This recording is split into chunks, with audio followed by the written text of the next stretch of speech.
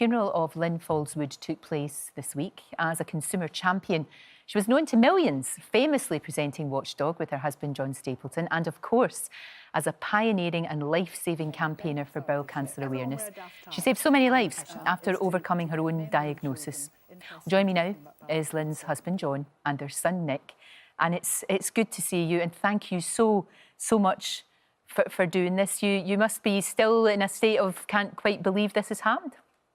I think I am, Lorraine. Thanks very much indeed for having us on. I'm being comforted greatly by the presence of Nick and his wife Lisa, who have moved in with me to help me both emotionally and practically, because as you know, when you have a horrible thing like this happen, as well as everything else, you've got to do a whole lot of horrible admin, and it's got to be tackled, you know, the will, the pensions, the various accounts, etc., etc.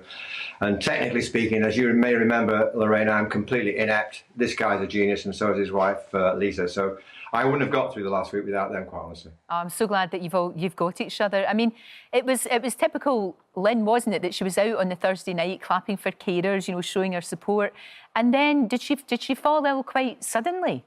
Yeah, we came back in from all the neighbours gathered round to clap the NHS at 8 o'clock as usual. She was there as enthusiastic as ever. We came back in, we sat down and watched a movie on television, and she tried to get up off the sofa and collapsed. And to cut a long story short, I realised what had happened, called an ambulance, and she was taken to Charing Cross Hospital. And she died the following day at midday with Nick and Lisa there. And she was diagnosed, John, with APS, yes. And it was something that she lived with. And of course, being Lynn, something that she campaigned about and let everybody know about. And this is something that's very important, that she would have wanted people to know more about this condition. Well, one of the main reasons Nick and I are sitting here today is to make people aware of APS, antiphospholipid syndrome. A mouthful to say, even more difficult to spell, I can assure you. But basically, it's an autoimmune disease which causes blood clots. It can cause DVT, it can cause heart attacks, and it can cause strokes, which is what did for Lynn in the end. And women are 5 times more likely to get it than men. No one really knows why. Some people get it, some others don't. It's partially thought to be genetic. It's connected with conditions like lupus, which her mother died from. It may have been genetic in Lynn's case. We don't really know. But if you're in any doubt, it can occur. It can be a factor in miscarriages as well as stillbirths. But if you're in any doubt, I would say Google it, or better still, just get some medical advice from good people like Dr. Hillary. No, absolutely, and it's something that Nick, I know that you as well, you want to make sure that more people are aware of this and aware of the dangers, and it's all about information, isn't it? Absolutely, and I think there's quite a lot of symptoms, and the symptoms overlap with other things as well. So it's quite difficult to know if you've got it unless you can see the whole big picture of all of those symptoms together. And as Dad just listed them, you know, they are very complex and difficult things. And Mum lived for 4 years with this condition, on quite a lot of medication, and it's possible to lead a long life while you have this, but unfortunately the medication is that strong that it can have quite severe side effects, as it did with Mum. It just seems so very sad, because, you know, as we all know, she got through bowel cancer. Not only did she get through that, she made it okay for us to talk about.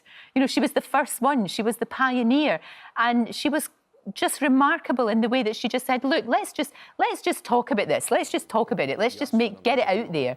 And she saved so many people. She did. She said, well, her office upstairs is full of files of people who say, you saved my life. You're absolutely right.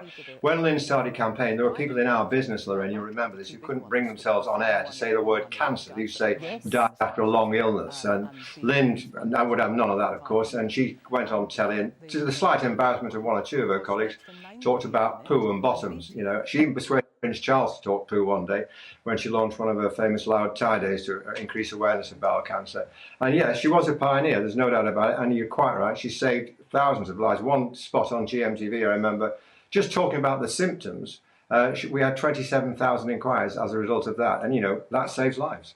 It absolutely does. I mean, we could fill a whole programme with the people that she saved, but there was just a few that wanted to say thank you. I first saw Lynn on the GMTV sofa in the October of 1998 talking about bowel cancer. Particularly in younger people. I've been having niggling symptoms for a few months, but hadn't realised they could be attributed to bowel cancer. As a direct result of Lynn, I went to my GP and had some tests, and it resulted in some life-saving surgery and treatment. I will be forever grateful to Lynn for her campaigning. She saved my life. It's thanks to the incredible work that Lynn did raising awareness of early diagnosis of bowel cancer that my mum is still here with us 5 years on. Lynn, a massive thank you for saving my life and the lives of many others. Thank you very much. Thank you, Lynn. Thank you, Lynn, with all my heart. Wow, what a legacy. What an amazing legacy. It is, and you know, she was still doing it right to the end. I mean, anyone with any kind of cancer in the end would call in anyone we knew or friends of friends, and she would talk to them all. And she would always try to find some ray of hope. She was a supremely optimistic person. I mean, right up until the end in hospital, apparently, when she was rushed into hospital, I couldn't go with her for reasons you'll understand, the coronavirus thing. I couldn't go with her initially. But apparently she was talking to the nurses and thanking the nurses for helping her, giving them a thumbs up sign. They couldn't believe it, you know. But sadly, in this particular instance, her optimism was misplaced. She was the kindest person, John, on my very, very first day at TVAM, and I was terrified. I was really scared. And the first person I met was Lynn, and she was brilliant. I mean, she chatted away to me, and honestly, I don't know what I would have done. I think I would have ran out the door because I was so scared of this new job and this new environment, and I'll never forget that. And so many people have said that about, of course, we know her as a campaigner and as a pioneer, but you knew the real person, and the real person basically was the kindest woman. Well, him as well as me. She was an amazing mum to me, obviously, and also a fantastic mentor to a lot of people who did end up trying to follow the same path as her in investigative journalism. And I know I've received messages from people who I've worked with, Dad's had messages from people who he's worked with, saying that, you know, they wanted to thank Mum for helping them to get into that line of work and feeling like she'd sort of created a pathway for people who wanted to do that and were young and female. And I'm really proud that she was able to do that, and obviously incredibly proud of her as a mum to me as well. She was a fantastic person. Yeah, she's a member of an organisation called Women in Journalism, which you'll be aware of, Lorraine. And yes. Every year she mentored someone from that organisation, a younger person than herself. She was doing that right up until the end. Oh, she did that for all of us, absolutely. And that's the thing, you know, it was that kindness, it was that thing of just wanting, you know, I've learned all of this and I want to spread it out, and that is just absolutely amazing. One of the saddest things, though, was that we weren't all able to be with you at the funeral. That whole day must have been horrendous. Well, we were helped. We had a lady celebrant. Lynn was not religious, so it was a very straightforward ceremony. It has to be in these troubled times. It was at the local crematorium. A lady celebrant called Hannah did a wonderful job. We found out she came from Manchester, not far from me. Her dad had had bowel cancer, and she'd watched Lynn on telly as a kid, so she was a perfect fit.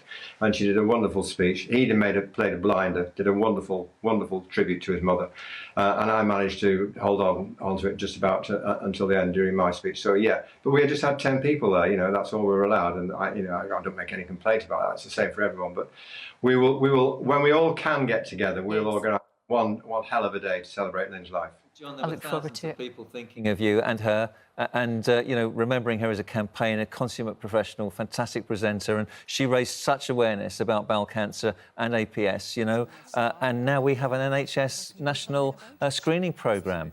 Partly because of the work she did initially. So, you know, our thoughts are still with you, and they certainly were at the funeral. Thank you, Hilary. Thanks, Hilary. She's a very, very special woman. Thank you both so much for coming in. I hope to see you very soon.